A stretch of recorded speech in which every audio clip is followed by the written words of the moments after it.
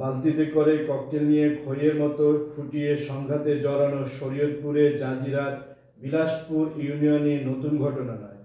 এ চিত্র অন্তত 20 বছরে প্রতি বছর 6 থেকে 8 বার এমন ককটেল সংঘাত হয়। ককটেলগুলো বানানো হয় বিলাসপুরের বিভিন্ন গ্রামে। ককটেল বানাতে গিয়ে বিস্ফোরণে গত 15 বছরে একজনের প্রাণহানি এবং 33 জনের অঙ্গহানি হয়েছে, এমন তথ্য স্থানীয় ব্যক্তি ও পুলিশ ও স্থানীয় লোকজনের সঙ্গে কথা বলে জানা গেছে, ককটেল তৈরি করা, বিস্ফোরণ ঘটিয়ে এলাকায় আতঙ্ক তৈরি করে, লুটপাট করা, সংঘর্ষে জড়ানো ও হত্যাকাণ্ডের মতো ঘটনায় নেতৃত্ব দিচ্ছেন আওয়ামী লীগ নেতা কুদ্দুস ব্যাপারী ও জলিল মাতবর। ওই দুই পক্ষের আছে ককটেল তৈরির প্রশিক্ষিত লোক। বিলাসপুরে তৈরি করা ককটেল শুধু যে বিলাসপুরেই ব্যবহৃত হয় এমন নয়, এসব ককটেল বিক্রি করা হয় জেলার বিভিন্ন এলাকার সন্ত্রাসীদের কাছে।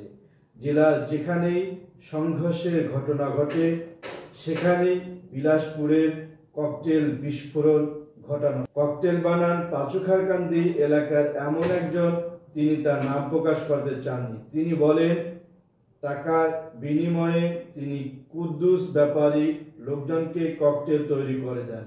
ওই পক্ষের লোকজন গোলা বারুদ বিস্ফোরক এনে দেন, সেটা দিয়ে তিনি ককটেল তৈরি করেন। গোলা বারুদের সঙ্গে বাসমতি চাল, কাঁচভাঙ্গা ও লোহার টুকরা ব্যবহার করে। পরে এসব উপকরণ টিনের একটি কৌটায় ভরে তা স্কচ টেপ দিয়ে মুড়িয়ে ককটেল বোমা তৈরি করেন। এক একটি অর্ডারে কমপক্ষে 50টি করে ককটেল তৈরি করা হয়। এই জন্য পারিশ্রমিক পান 20,000 টাকা। গ্রামের নির্জন স্থানে, বাগানে, পদ্মা নদীর চরে বা নৌকায় বসে এই কাজ করেন। গত 15 বছরে বিলাসপুরে ককটেল বিস্ফোরণে আহত ব্যক্তিদের কয়েকজন ও নিহত ব্যক্তির স্বজনদের ভাষ্য, কুদ্দুসের ভাই সিদাম ব্যাপারী ও জলিলের ভাই বিদ্যুৎ মাতবরের নেতৃত্বে অন্তত 10টি দল ককটেল বোমা তৈরির কাজ করে। ইউনিয়নের মুলাই ব্যাপারী কান্দি, মেহের আলী মাতবার কান্দি, ইয়াসিন মাতবার কান্দি, মিয়াসান মুন্সিকান্দি, কাজিয়াচর, পাচুখারকান্দি এলাকা ও পদ্মা নদীর বিভিন্ন চরে বসে এই দলগুলো ককটেল বোমা তৈরি করে।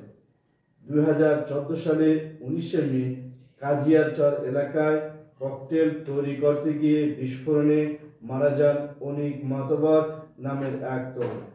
তখন পুলিশ বাদী হয়ে একটি মামলা করেছিল। অনিকের বাবা অনিক মাতবর এখন ঢাকায় থাকে। মুঠোফোনে কথা হলে তিনি বলেন, অনিক বোমা বিস্ফোরণে আহত হওয়ার পর ঢাকায় নেওয়া হলে সেখানেই চিকিৎসাধীন অবস্থায় তিনি মারা যান।